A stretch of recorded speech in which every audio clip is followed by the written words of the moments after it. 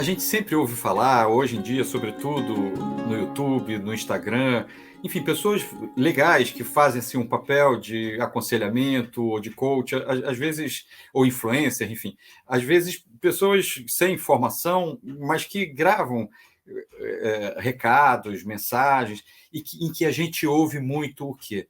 Não faça isso, não faça aquilo, e dá para entender, estou dizendo assim, nos casos em que eu concordo com o conteúdo, digamos, está certo, é melhor se você não fizer, é bom se você não fizer. Mas e se a pessoa fizer? Opa, aí talvez você esteja pensando assim, ué, mas se a pessoa fizer, é só ela parar de fazer. Não, aí é que está. Quer dizer, às vezes sim, mas nem sempre. E isso é, digamos, um pequeno parênteses assim, né, de gota filosófica sobre por que o livre-arbítrio é falso, é uma mentira, uma ideia falsa.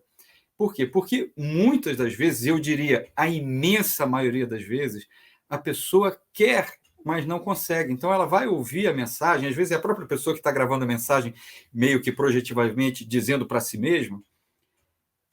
A pessoa que está ouvindo a mensagem, ela concorda.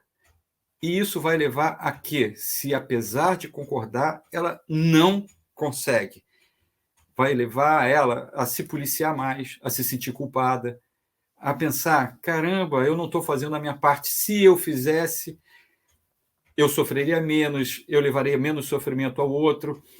Ou seja, vai fazer simplesmente com que ela se identifique com que ela está concordando que não deveria ser feito, sem que isso tenha nenhum efeito prático de melhoria da vida dela, da afetividade dela e do outro. Enfim, ela está repassando a mensagem, ok? Talvez para um e outro consiga fazer um efeito positivo, mas eu observo que na maioria das vezes o efeito não é positivo. É um efeito que Freud, usando o termo de Freud, seria um efeito superegóico, de reforçar a autocrítica, de reforçar esse autossadismo, isto é, um certo masoquismo, portanto, também de reforçar esse modelo da idealização, esse modelo metafísico de pensamento que coloca valores externos e faz a própria pessoa pensar, caramba, eu tinha que conseguir, eu tenho que aumentar a minha força de vontade, e não é por aí. O que transforma um afeto, diz Spinoza, é só um afeto mais forte. E para que uma explicação, uma ideia, seja ao mesmo tempo um afeto mais forte, isso só pode se dar pela compreensão. Por isso que Spinoza chamou de reforma do intelecto.